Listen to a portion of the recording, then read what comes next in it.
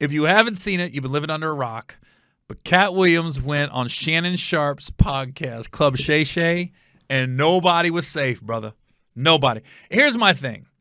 Cat talked about Cedric the Entertainer. He talked about D.L. Hughley, and good and bad. I'm not just saying this isn't all bad. He talked about Mark Curry, Steve Harvey, Ricky Smiley. My name came up. Tiffany Haddish, Wanda Smith. Let me think. Am I forgetting? Let me see. He started off. The thing is, he comes in guns a-blazing. It's not even like a feeling out portion of the show. Cat just came in and immediately went in on Ricky. It all started with Friday. And as I'm watching it, and here's the thing about Cat. We all got opinions on comedians. And Cat doesn't hold his opinion back.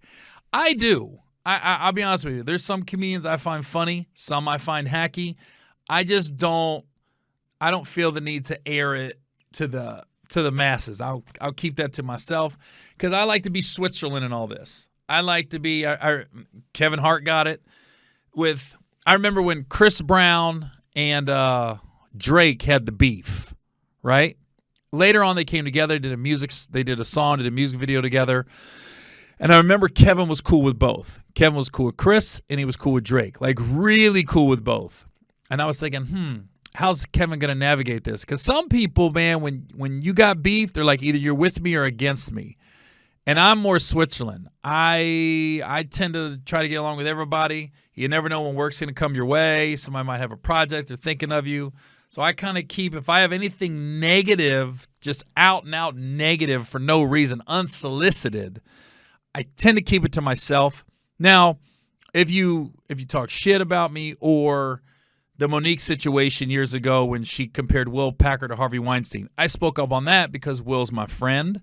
He's put me in 3 movies, produced one of my comedy specials, and I was just like, I don't know your beef with Tyler. I don't know your beef with Oprah. That has nothing to do with me. But you spoke on my friend. You compared him to, a sexual predator, and I didn't like it.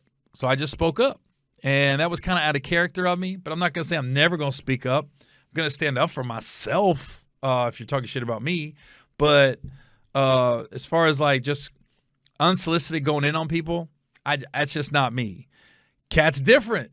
You ask Cat a question, he's going to give you his answer unfiltered, unsolicited. You could get mad about it, or you'd be like, that's really how he feels. But regardless whether you agree or you disagree with what Cat is saying on Shannon Sharp's podcast, you're watching. It's getting everybody's attention because people are commenting on it. He went in on Faison, who's my boy. I love Faison. But then Faison started making posts on Instagram that I'm laughing at. So at the same time, I'm looking at Cat going, oh! I'm looking at Faison going, oh! Now, if I see Cat, I'm still going to be cool with Cat. Cat's always been cool with me. He's done some cool things for me in my life. Faison, still going to be cool with Faison. That's my boy. And even then, I could talk to Cat about Faison and not have to go in on Faison. I could talk to Faison about Cat and not feel like I have to piggyback it and go in on Cat. I just sit and listen and laugh at it all. Because if you're a comedian and you're a true stand-up comedian, we're offense-proof. We cannot be offended by anything. We can catch strays. We can catch arrows like everybody else. And we always say, like, just be honest. Don't say something behind my back. Whether you like Cat or not, he's not going to talk behind your back. However he feels about you, that's how he feels about you. Now, he did say one thing. He talked about Ricky Smiley, and he talked about when Ricky Smiley went on Club Shay Shay, Shannon Sharp's podcast, which is a great podcast, especially for, I know I'm a white guy, but for my demographics, and I'll get into that in a minute, what Kat said about me, but for my demographics, Club Shay Shay, I'd rather go on Club Shay Shay than Joe Rogan. Even though, okay, I got to get into I got to unpack this podcast because Kat made a comment where he said, why you think Gary Owen, who's a white guy, has been doing stand-up for 25 years, hasn't crossed over. And when he said it, I was like, wait a minute, was that a good thing or bad thing? And I literally had to go to Twitter and start asking people, was I catching strays or what was that? And they was like, no, they were saying you haven't sold your soul. That's why you haven't crossed over. You've been consistently you, and that's why you haven't, quote unquote, crossed over. So I was like, oh, okay, that made sense. Now, I'm not going to get into it, but I've been, I was in an awkward situation one time where I can't say for 100% this person was trying to make me do something, casting couch type deal, but it felt like it. And I was like, is this that point where I've always heard, will you suck a dick for $1 million? And I was thinking to myself, and I was in this office in this room going, well, this is I'm about to answer this question. And the answer was no, I wouldn't. So now I listen, I can't say for 100% that's where it was going, but it felt like it. It felt like it. You got to be in the room to feel it. And I was like, oh, this dude is really coming on to me. Like, this is happening in real life. And the dude did it, and he'll always remain nameless. I think he was feeling me out. Like, is this dude? And this was years ago. I was young in the game, but I was just like, wait a minute, is this happening right now? I was like, oh my God. And then I was like, I made sure I made it very clear I like women. I'm not going that route. Blah, blah, blah. So I'm not gonna get into it, but I was wondering. I was like, ooh, is this happening to me right now in real life? So I think Kat was saying I haven't sold my soul. What's it been 2 weeks since the Kat interview, and we're still talking about it? I've never seen anything last this long. Here's a couple things that I've noticed since that interview. There's a couple things. One, it seems like every time my name comes up in an interview, the interviewer never keeps the conversation going. And it's weird. Like, so when Kat brought me up to Shannon Sharp, Shannon just looked at him. And then the conversation didn't, like, expand. Like, why would you say that about Gary or anything like this? Shannon literally looked at him and went, and just kept it moving. I was like, dang, man, would you expand? Why I haven't crossed over, Shannon? And then about 6-7 years ago, I was in Nashville, Tennessee, and the club owner said, hey, Judd Apatow's here. He's getting ready for Bonnaroo. He wants to do a guest set before you go up. I said, yeah, of course. I had never met Judd Apatow. He comes to the show. We're at Zany's. We're at a club. He's going to do Bonnaroo in front of 1,000. He just want to, prep for his set. He went up, did like 15 minutes, did fine, was good. And then I went up, and I was in the pocket that night, man. And granted, a lot of it had to do because I knew Judd Apatow was watching. His manager, Jimmy Miller, was watching. So I wasn't going up there to mess around. I was going up there like this was my special. And so I go up, did my thing, and afterwards, Judd was like, we were talking afterwards, and it was good. And then he goes on Joe Rogan's podcast about 6 months later, and he tells Joe Rogan, he goes, hey, you ever heard of Gary Owen? And Joe Rogan goes, that's the white guy that does the black stuff, right? And he goes, yeah. He goes, so I go there. I go to Nashville. He goes, I'm getting ready for my set at Bonnaroo, and I went up, and it was good. It was fine, nothing special. He goes, then he goes up, and he goes, I've never heard louder laughs in a comedy club. I've never heard louder laughs. He said he has sustained 20 minutes where he was killing the audience. And then he had to stop because somebody would have died. He said he toned it down. He goes, and then I went in the back, and I goes, I want to make sure I'm hearing this correctly. And he goes, I'm really listening to his material. And I was like, dang, his material's awesome. He goes, and he goes, I've never heard louder laughs. He goes, and Judd goes, I don't know if I'm in the same business as this guy. Is this what we're doing? Have you ever seen Gary Owen? Yes. I was down at doing a set. I was playing Bonnaroo, and I wanted to go on the night before to warm up, and I went to Zany's in Nashville, and he's there, and I hadn't seen him before, and I did a set, and it was okay. It wasn't very good. It was just fine. And then he gets on. I've never heard louder laughs. I've never heard louder laughs. Me and my manager, Jimmy Miller, sat in the back of the room, and we were like, what is happening? And then we start really paying attention, going, how funny is this guy? Like listening to the material, like, is this good material or is he pandering or what is it? And then we're like, wait a second, his material's incredible. Like, he is awesome. And it was the biggest laughs I've ever heard. He had a sustained, like, killing the crowd, where the place is just rocking and moving up and down. He's a white guy that does a lot of black shows, right? Yes. Yeah. And he went a full 20, 25 minutes at 10 before he slowed it down. And had to slow it down or he was going to kill these people. And I swear I thought, I don't know if I'm in the same business as this guy. Like, is this what we're supposed to do? Well, when you jumped back into it, you thought that 3 years ago you were just going to have some fun. And then Joe Rogan just went another direction with the conversation. So I just went, so Judd Apatow went up there and just said, the funniest guy I've ever seen at a comedy club was Gary Owen. The loudest laugh I've ever heard was Gary Owen. And the conversation just never went anywhere. It just, it was gone with 30 seconds. Cat Williams, if what I'm saying isn't true, how come Gary Owen hasn't crossed over and he's been doing stand-up for 25 years and he's white? Why do you think Gary Owen can't cross over and he already white and been in comedy for 25 years? If what I say ain't the case. It's a cabal. It's a consortium.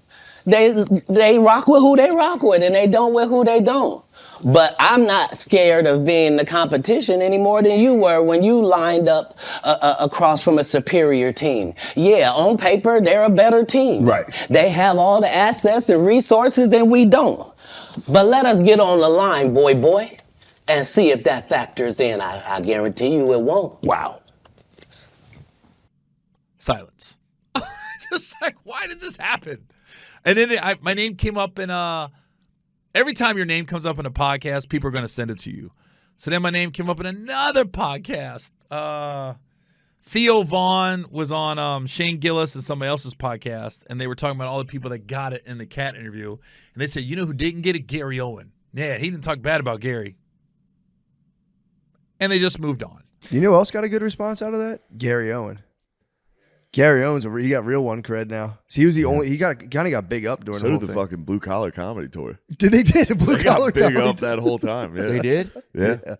Cat was like, those are the guys I like. Let's enemy and my yeah. enemy though too. Yeah, true. Because they were enemies of like Oh, the Steve Kings. Harvey squad. Yeah, the Kings. Kings and blue collar were serious Yeah. enemies. Yeah. So Yeah, that was wild, dude. I mean, To another subject now. What the hell?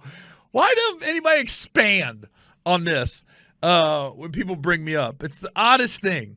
And what I realize is like there is such a huge divide between black and white comedians and how they follow each other. That's what I've learned in the last 2 weeks. One thing I've learned is Cat is polarizing. So what he says, that transcends. But some of the most iconic things that have happened in black comedy, white comedians have no idea. I kind of knew it when I went on Theo Vaughn's podcast about 5-6 years ago, and he asked me, have I ever met Cat Williams? have you ever worked with Cat Williams or met him? Yeah. Every black comic I know, trust. Right. I've worked with every one of them.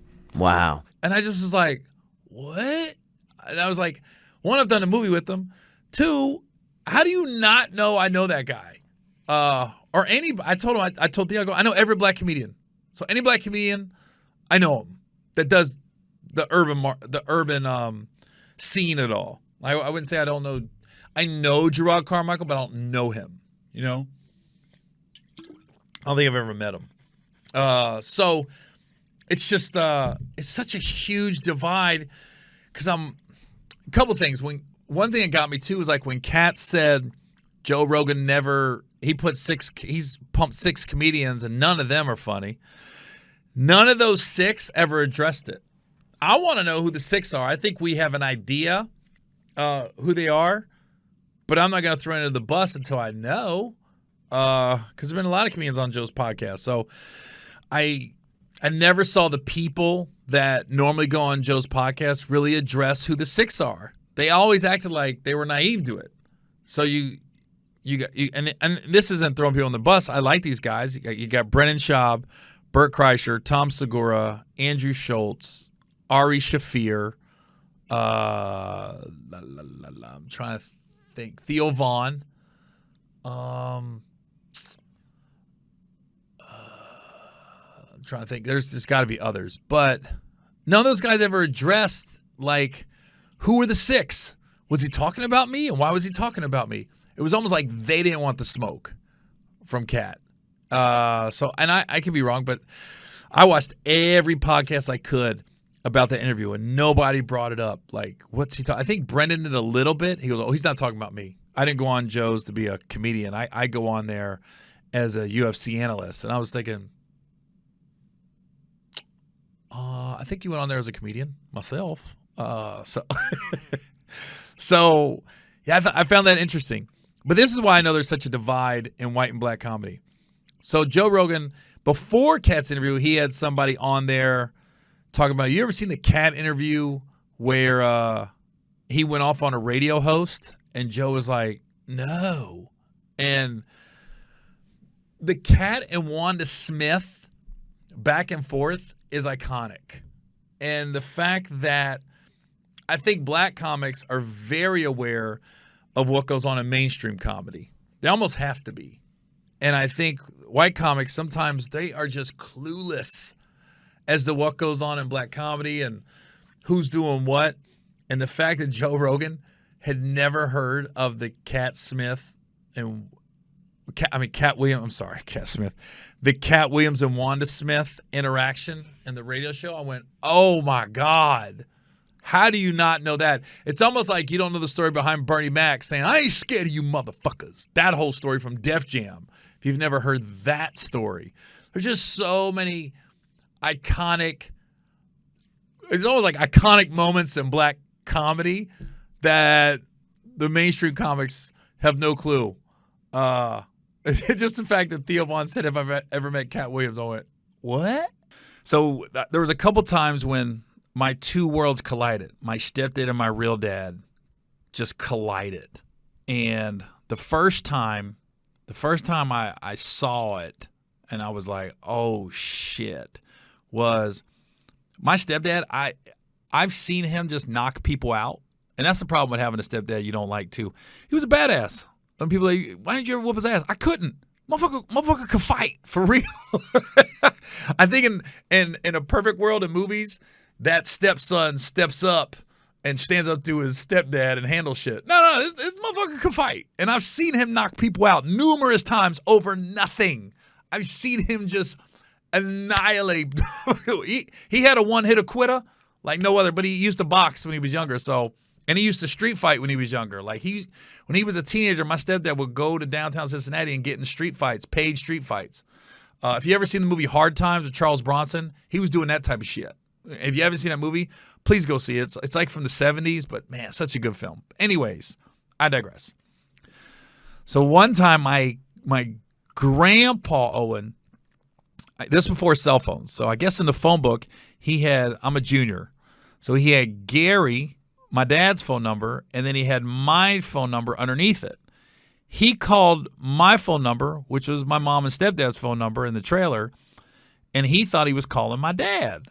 So my stepdad answered the phone, and my grandpa was like, is Gary there? And my stepdad was like, it's a little late to be asking for Gary, isn't it? And my grandpa was like, what? And then they got into it. Like, motherfucker, put my son on the phone. Motherfucker, who you talking to? And it's going back and forth. Complete miscommunication. My grandpa thinks he's calling my dad. My stepdad thinks he's talking to my real dad. So all this, because my stepdad's like, who is this? This is dad. Put him on the phone. So there's huge miscommunication. Next day, I'm sitting there. My stepdad was like, hey, man, next time Owen calls, you got to let me know. Let me know. He never called my dad Gary. He called him Owen. And by his last name for whatever reason. So it took about 3 weeks, which was normal for my dad. He calls, like, hey, can I come get you? It was a Sunday. Always pick me up on a Sunday afternoon. And I was like, yeah. You think it would have died down by now? Nah. My stepdad was waiting. My stepdad was like, all right. My stepdad is like right here. I'm on the phone with my dad. He's right here on the phone making sure I don't tip my dad off. Because he's planning on jumping him when he gets to the trailer. Is this the most trailer park shit you could hear about? So I'm on the phone. Yeah, Dad, yeah. And I'm trying to like give him hints. Like he goes, "Can I come get you today?" I was like, "I guess." Because I don't want to see my dad get his ass whooped. And then my stepdad's right there. Like, you better not say shit. Better not say shit. My dad says, "All right, I'll be there at noon." And this is probably 9 a.m. My stepdad, only thing I remember all day till my dad pulled up, he was smoking cigarettes. I never realized I grew up in a trailer where cigarette smoke was in the trailer. That's crazy too. I should probably be 6'6". I got stunt growth.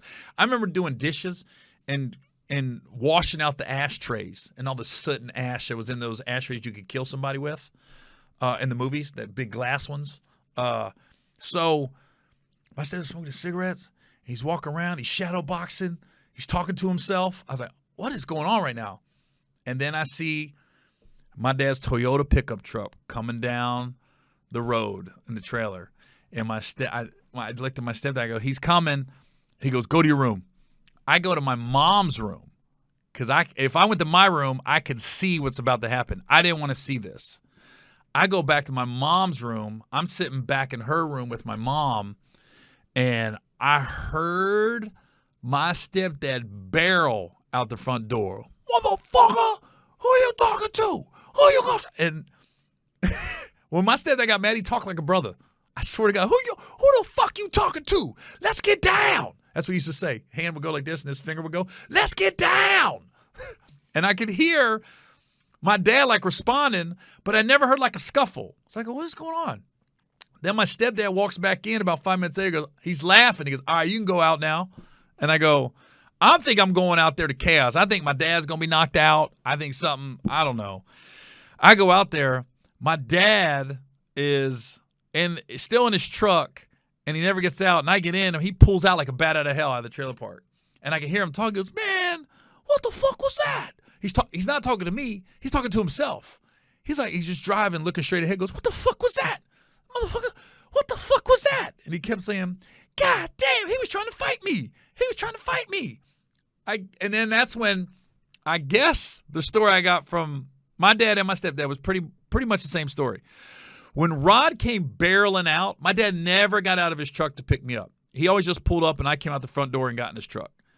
I guess when he saw Rod bolting, Rod's my stepdad's name, Rod bolting out of the trailer, he locked his door. He was like, boop. He locked his door, and I guess he cracked his window and was yelling out the crack, that was my dad. That was my dad. That wasn't me. I was like, so the whole day I got to hear about this story, right, from my dad. And then when I got back that night, I had to hear from Rod. I had to hear his side of the story. And it was the same story. Rod came barreling out. My dad never got out of the truck, cracked his window, and said, that was my dad. That wasn't me. My dad thought he was calling me. So they didn't get in a fight. They actually, the one time they probably had a laugh together, but my dad kind of showed he didn't want no part of Rod. So that happened. So I think that what looking back on as a kid, I'm like, if I'm a dad and my son's in a trailer and I see this crazy man run out of a trailer to beat my ass over a phone call that he held on to for 3 weeks, he never tried to call back and like reasonable men and trying to figure out what happened, what went on.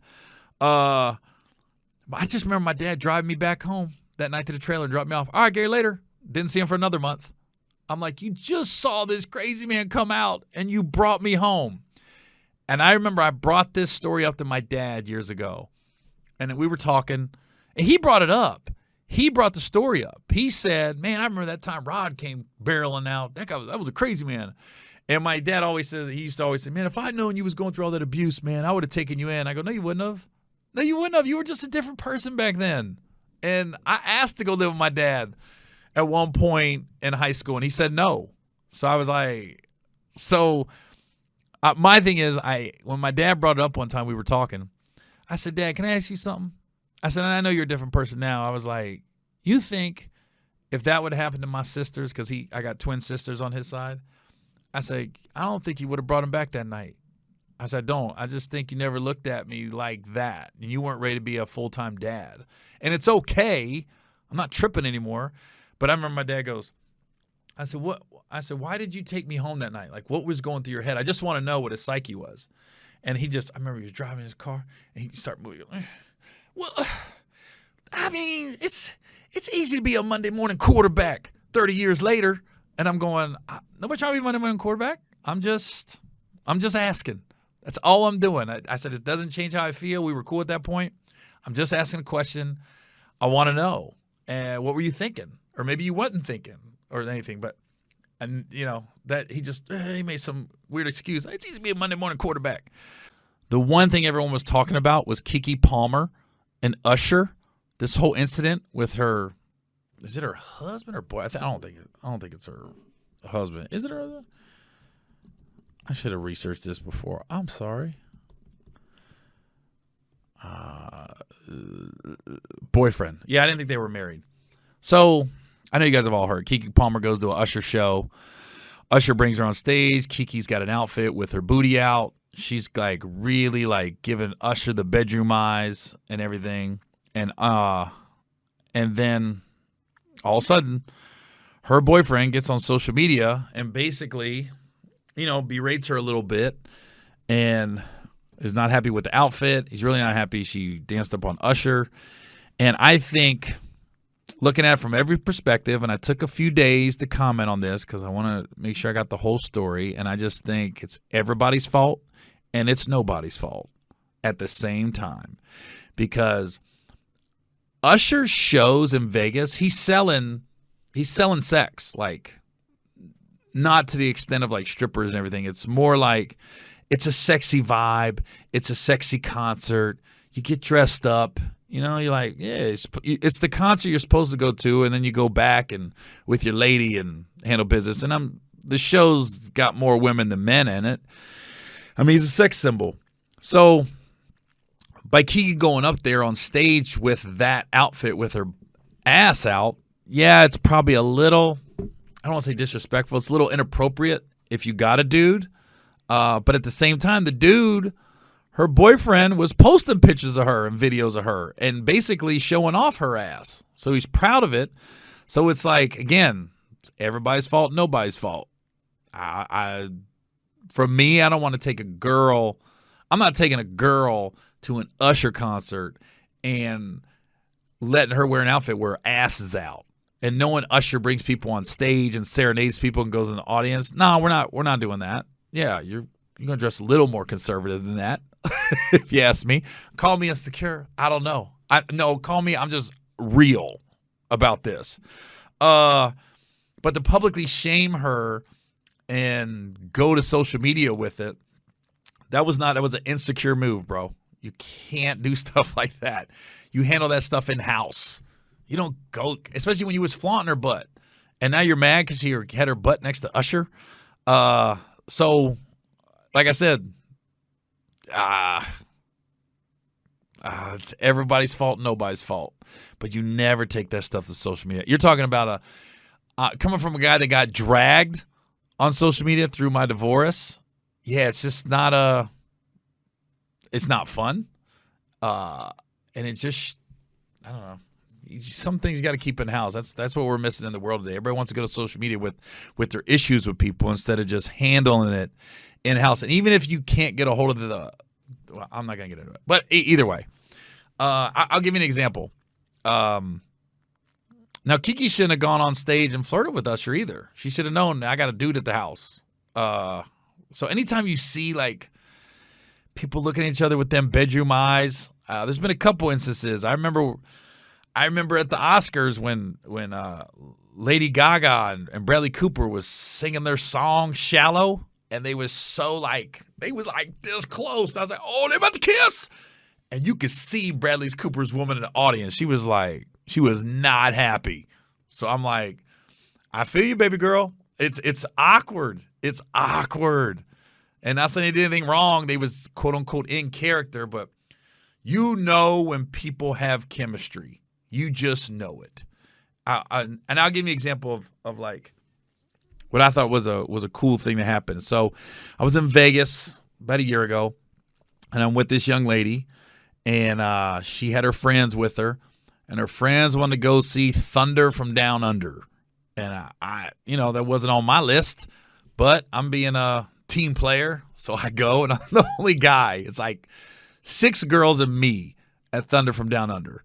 And it's COVID, we still had to wear the mask. So we're there with mask on. And so it's probably a year and a half. And a little less, not about a year. Anyways, if you ever go to Thunder from Down Under, ladies, if you go, if you want to have a good time and enjoy it, it's honestly, it's worth it. It's fun. It's entertaining. It is what it is. But as a guy, it's funny because all the guys that go there, we start looking around at the other guys like, all right, you don't tell nobody I'm here. I ain't going to tell nobody you're here. And what they do is like there's 4 different times that they bring women on stage. They take them out of the audience and bring them on stage. And I noticed the first time it's very almost PG-ish. They don't do a lot the first time. The first girl gets on stage, just like they get a little, not even lap dance, they just dance around her a little bit. The second girl comes on stage, and the show's about an hour and a half. There's a little more touching and feeling. The third girl, it was a lot more touching and feeling. I'm like, wait a minute. The progression of this is every time they bring a girl on stage, it's getting more and more freakier. The fourth time, the guy comes directly towards the girl that I'm there with. And I went, what? And then he tried to grab her. He goes, "Ugh," and she goes, "Oh no!" And he was like, "Ugh." And then he grunted and walked away. And I go, "What was that?" And keep in mind, you got women, and I'm sure just like at the Usher concert, throwing themselves. They want to come on stage. They want it. They might be at their bachelorette party. They might be just wilding with their girlfriends. And I kept thinking, why would a dude come to this chick? He clearly sees them sitting next to her. And then, but the fact that she didn't go, I was like, oh. I kind of looked at her like, all right, this might be a ride or die kind of thing. And then the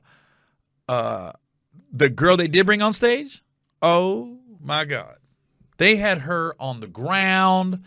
I think there was baby oil involved. They was grinding on her. At one point, I think she grabbed this package. I was like, whoa, this is a lot. I was like, and I kept looking like, man, if they had brought the girl I'm with on that stage, I honestly, I would have felt some kind of way. I'd been looking like, oh, okay. I'm not going to go to social media and say anything, but I might have been like, but the fact that she said no, I was like, oh, all right. So, like I said, with the Kiki and Usher thing, nobody's fault and everybody's fault. I'm not going to let my girl I'm with wear an outfit with her ass out going to an Usher concert. I'm just not going to let that happen. But I'm not judging because the dude was showing off her ass a week before on social media. So, I don't know. Much to do about nothing and a lot of something. But you're showing your insecurity when you go to social media and complain about that stuff. That's all I'm saying. Everything I thought I was going to talk about kind of went by the wayside with that Montgomery dock fight that you've seen everywhere.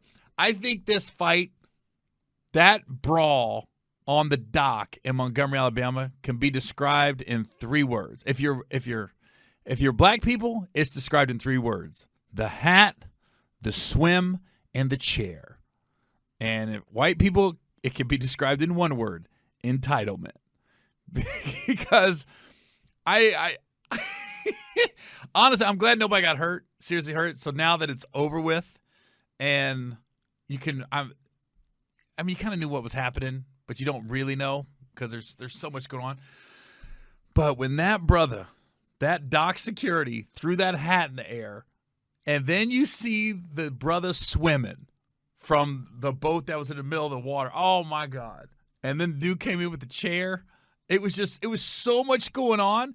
And then at one point, the one you see everywhere was the 2 or 3 white dudes that ran up like they was about to jump on somebody. And then you see a row of black people ready to go. I was like, oh my God. And of all places, Alabama.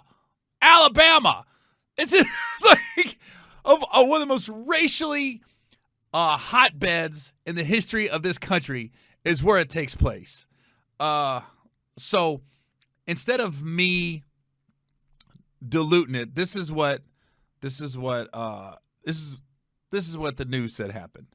Authorities have issued arrest warrants for a chaotic brawl that broke out Saturday on a popular riverfront dock in Montgomery, Alabama, with punches thrown, people hit with chairs, and at least one person tossed into the water. Which, if you haven't seen the picture of the feet with the Crocs that are halfway up the calves, they just broke through. It's like, it's such a good pic. The melee began when a black man, who a witness described to CNN as an employee, engaged with a group of white men on the dock. According to the footage of the incident, a shirtless white man then charged and shoved the employee, and others pushed the worker to the ground and started punching him. That's what we all saw. We all saw that in the beginning, where the brother was being animated, and just all they want to do is move their boat. Here's the thing. When something like this happens and you look back on it, if they had to move their freaking boat, none of this happens. And I thought the boating community is a very tight-knit, cordial community. Every time I've been on a boat, you wave at other boats. And when you dock, other boats will pull out or they'll move up forward. No problem, man. We got you. So the fight escalated further with other groups of people entering the fray. And after a short break in the action, I love how they said that, a second round of punches and attacks, the footage shows. Montgomery police say they were called to the scene and found a large group of subjects engaged in a physical altercation, a.k.a. the white dudes getting their ass kicked, is what it was. According to a Monday news release, several people were detained and charges were pending. There are 4 active warrants and more could come. Major Saba Coleman, a Montgomery police person, told CNN in an email. Police acted swiftly to detain several reckless individuals for attacking a man who was just doing his job, Montgomery Mayor Stephen Reed said Sunday. The platform known as, okay, and then warrants are being signed and justice will be served. Let's see if we got any witnesses. The witnesses are the best. If you get a chance, just go online and Google like witnesses to the Montgomery dock attack, because they're so animated. And you got witnesses that were on the boat trying to pull in. You got witnesses that were actually at like a little restaurant above the dock. They said a lot of the dudes, the white dudes, they was up there just having drinks and eating and was paying no attention to the guy saying, hey, you got to move your boat, which is entitlement. They said the fight largely broke down along racial lines in a city with a fraught history of racial animus. I think I said that right. Reed, here's the thing. Reed, the first black mayor of a city at the center of the civil rights movement, said the incident was still under investigations and officials were looking into all angles of it. So here's just what happened. A small vessel was blocking the large Harriet II riverboat from being able to dock near the Riverfront Park, a waterfront area that features a splash pad and hosts concerts and other community activities. I've been there. I know exactly where this is at. I've been to Montgomery 10, 15 times. I know exactly where this dock is. It's basically, people just be out there hanging out, honestly. The riverboat, which was filled with guests, had been waiting for like 30 to 45 minutes, and they did not want to touch these people's boats, but nobody came forward. So all the guy was doing, the hat, we'll call him Hat Man, all Hat Man was doing was like, can you just move your boat, man? You got a riverboat full of people, and that's the people that a lot of those came in them to whooping their ass. All they want to do was dock.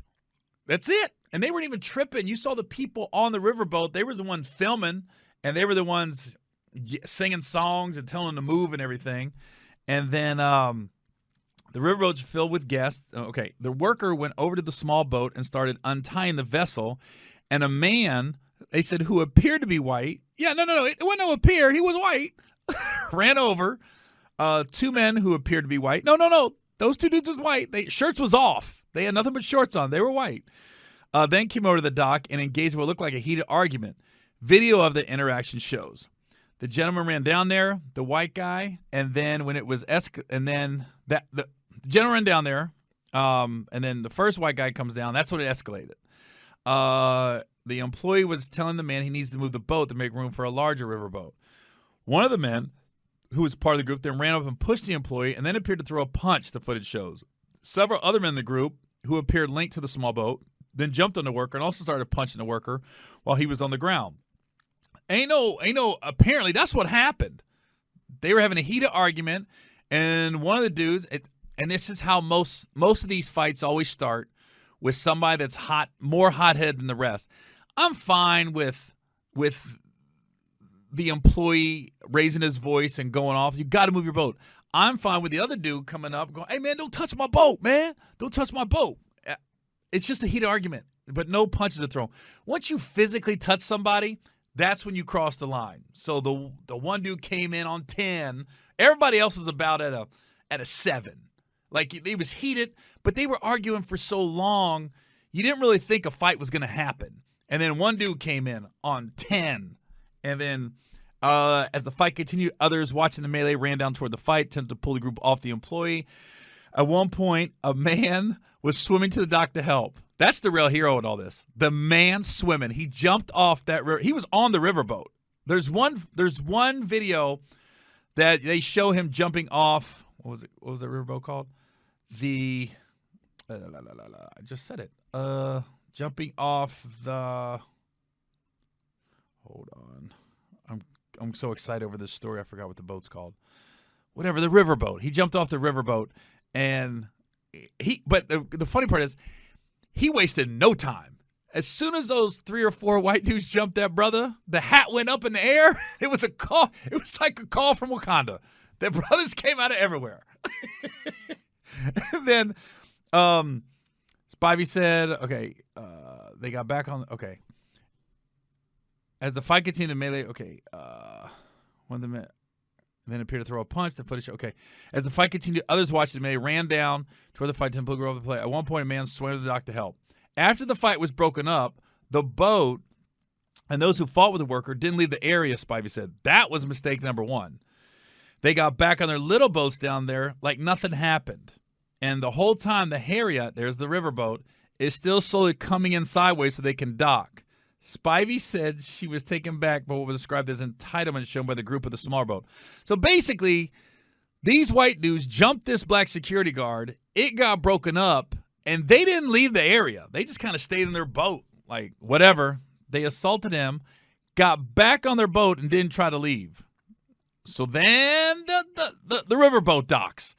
A second larger brawl then broke out after the Harriet riverboat was able to dock, and those aboard, many of whom watched the clash, ran over to the boaters. So it was mostly black people on this boat, if not all black people. I knew once that boat hit the dock, all hell was going to break loose. Footage shows a group made up of what appeared to be riverboat workers hopping off the riverboat and running towards the smaller boat. The workers appear to pause and say something to people on the boat. Then the video shows one of the men from the river punching one of the men from the smaller boat.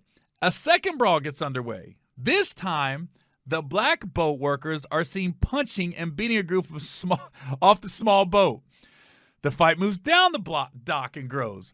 Videos of the chaos shows punches being thrown between the groups and at least one person being knocked into the water. Another video of the scene just down the pier where the riverboat dock shows a man who appears to be white. No, he was white. Getting hit over the head with a white folding chair at least 6 times, and a woman who appears to be white, is white, getting kicked and punched before she too was hit over the head with a chair. Police officers seen in the footage breaking up the altercation. Unfortunately, people.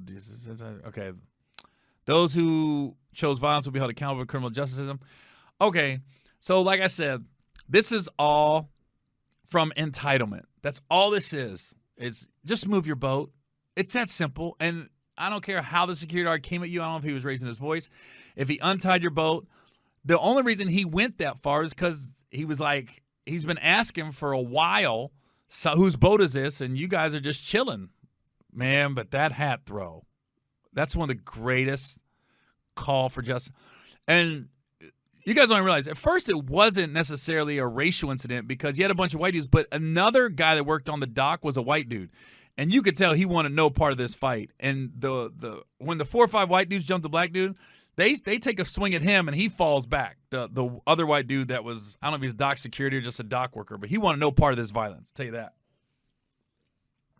But when the brother was swimming, and then the chair was, that was a little too far just because, you don't want to hurt nobody. But I will say the one white dude that got hit with the chair, he got pummeled, and he kept coming back. So he got his ass whooped, but that one white dude got a chin. I'll tell you that. It could have been a lot worse. I'm just glad it was just fisticuffs. I mean, one chair, but it was just fist, and it was like it's the thing about of all cities. The best video is when those two white dudes come running over, and then you see the like 5-6 black dudes that really weren't paying any attention to them turn around, and there's a line, and it's literally like the Civil War. It's like you got the two white dudes, and you can tell they go, oh shit, and then they messed up. So, I guarantee this. Nobody's going to be in jail that long for this because so many people, celebs and anonymous people, they're going to bail people out. And I bet you on both sides. I bet you'll have some racial people that'll bail the white people out. And then you're going to have, there's already been a bunch of black celebs that have said they would bail people out if any of them was going to go to jail. But I'm just glad nobody was hurt. What I would like to see happen out of this is maybe one day there'll be a sit down. So what I want to do is I want to tell some good stories about my ex, about who she is as a person. And this more than anything really tells me, can tell people what kind of woman she is when my brother called, before he passed away, my brother overdosed, right? And I will never forget this phone call as long as I live. Me and her was in bed, and my brother his phone would sometimes work and sometimes it wouldn't. Because, I mean, when you're on drugs, your life isn't stable. So a lot of times he'd Facebook message me, and that's how I would get the alert on my phone. And that's when I would hit him up and always be like a different phone number. But he calls me this one night, and he's like, "Yo, Gary, can you call me, please? Can you call me, please?" And I called him, and I just remember he was crying on the phone, and I didn't know he was on heroin at the time. And he is just like, I don't want to lose my daughter. I don't want to die. And then he's just rambling, and the phone goes dead.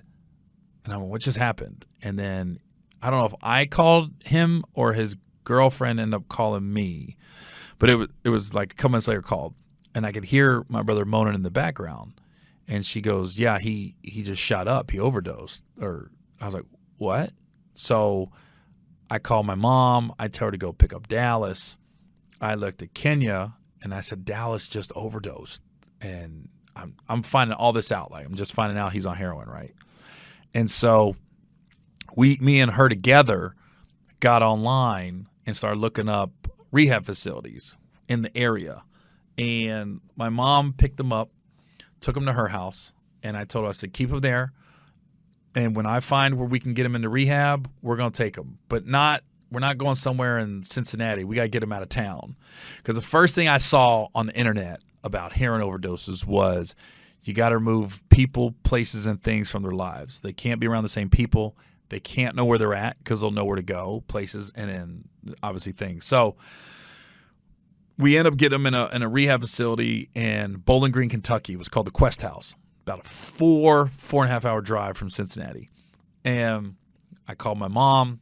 It was $4,000 to get him in this rehab facility. Obviously, my brother and his girlfriend doesn't have it. My mom doesn't have it. I got it.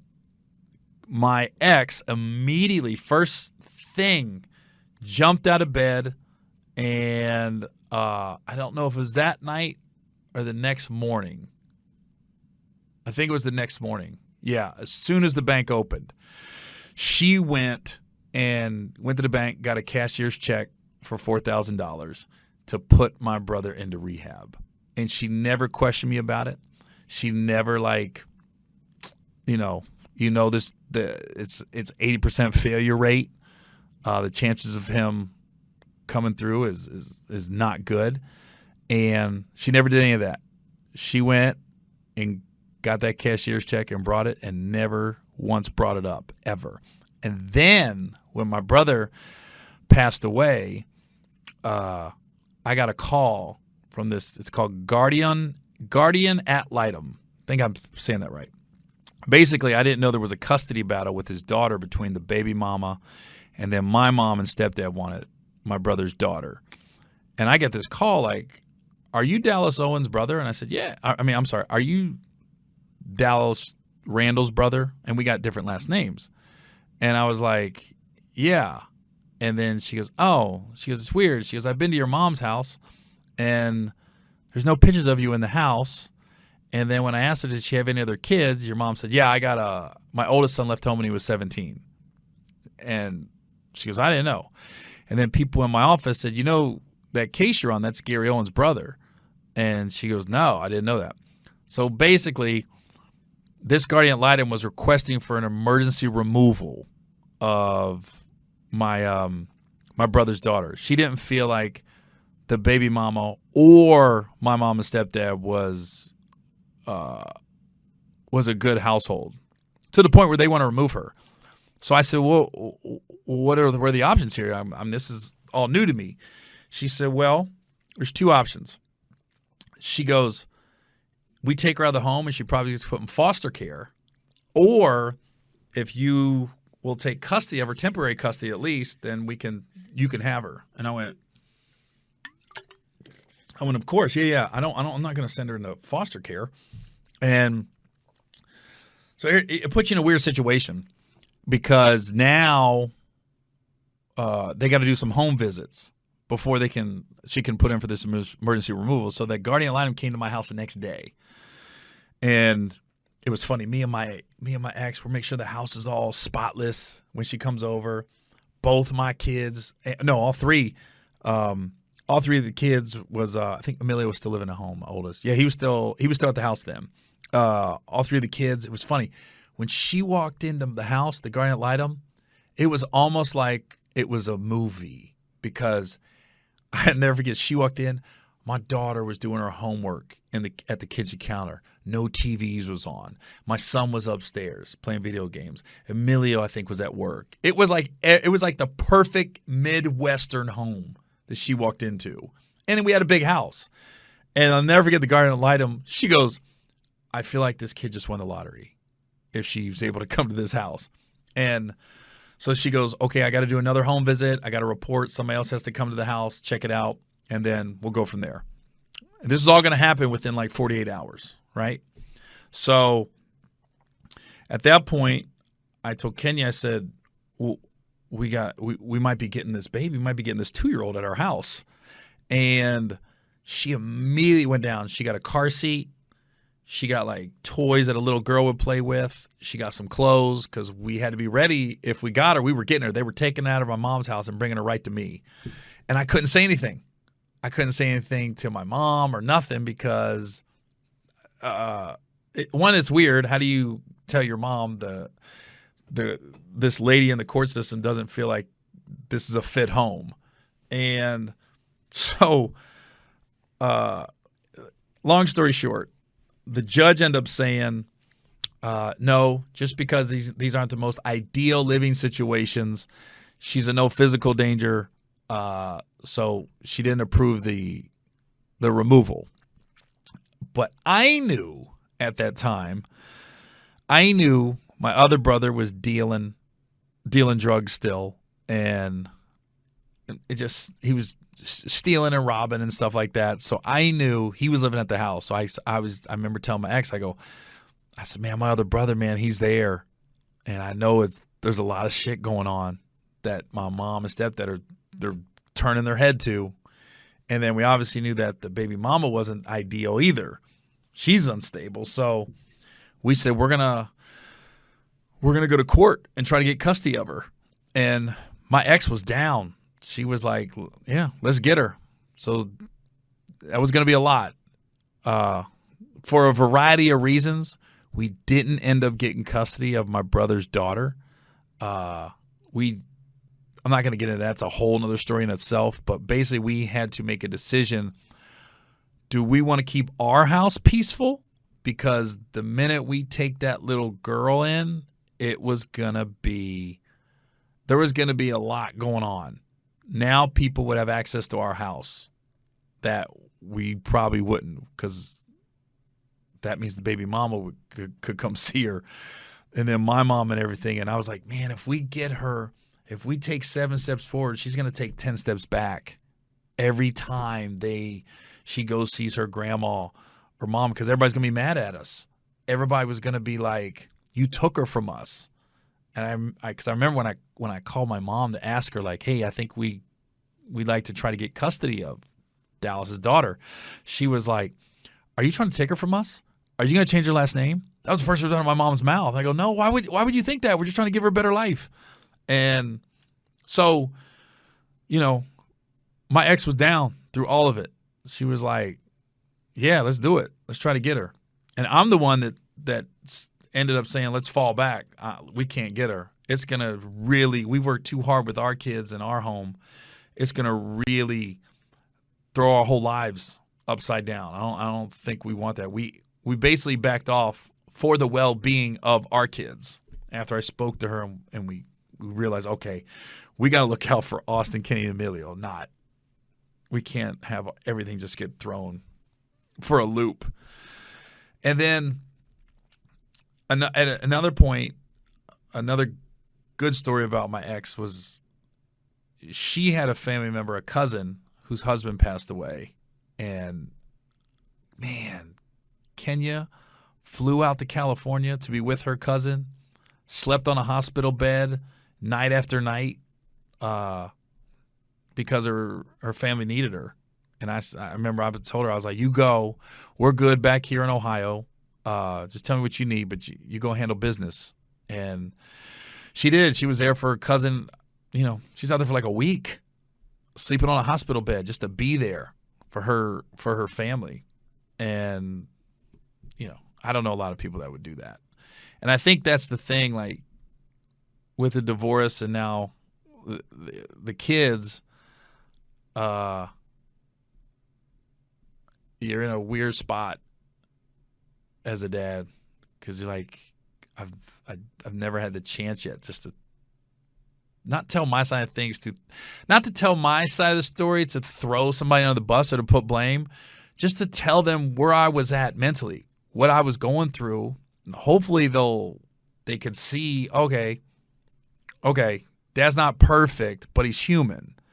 And I read somewhere where they said, I read somewhere online and it said, when kids go through a divorce, it's when they're young, they idolize their dad. And then when the divorce happens, they demonize him. And then as time goes by, they humanize him. So, yeah, there's a lot of things I'd like to change that I did during the marriage. But obviously I'm not perfect, but I'm human. And I know I love my kids and I know I want to see them. And I think everything's coming to an head right now because this weekend when that lady said she lost her son and then my daughter's getting ready to graduate college and it just hit me. I've missed her entire college years after I dropped her off that time, her freshman year.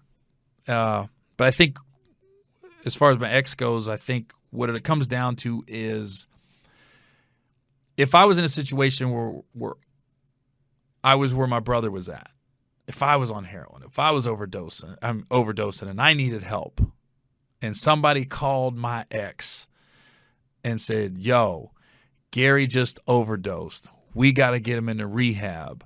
Nobody else can help him. I am 100% positive my ex would go to the same lengths I did for my brother, and she would do it for me. She would be like, nah, I'll find, and the thing about her is like, if she didn't have it, she'd find a way to get it. So I think that to me outweighs anything bad that when you get mad, you get through a divorce, you want to say about your ex. In the end, I think you forget all the good things. You forget the good qualities of why you fell in love at one point and why you raised kids together and you were a partnership. And you forget all that. You just think, bad, bad, bad. This is why I want a divorce. And she did this. And this is why I couldn't take it anymore. And in the end, it doesn't help anybody. And now we've been, separated for 3 years. And, it's just been a long time. And I just want to have a good relationship with everybody. I want to get to the point where we're laughing at all the craziness that happened during the divorce. There was a lot of, I think when you're in the middle of a divorce and it's thick in the thick of it, it's just like, man, there's so much information coming. and your head's spinning, you're listening to your lawyers, you're listening to other people, and you're just like, you freak out. And I think a lot of people, you should give that there should be a window where you realize, okay, you got to give people a little leeway in the middle of a divorce, however they're acting or things they're saying or doing, because people are scared. And when people are scared, some people want to fight, some people want to retreat, some people want to make the peace, and some people just want to scorch the earth.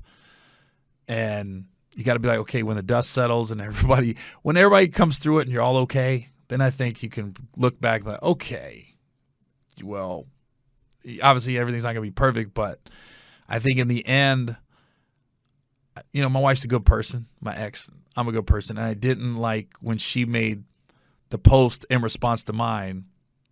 One, I didn't like the comments because of course I went to her page and started reading the comments. I'm not going to respond to them, but of course I read them, and it just got so ugly. It was ugly. It was just people when kids were adults, he had to do something. You guys deserve so much better. And I'm just going, these people don't know anything. And it just got ugly, and that wasn't the point of my post. It wasn't to pit anybody. It wasn't to blame anybody. It was just to say I miss my son. I was happy I got to see him, and I hope we can talk soon. And I love him, So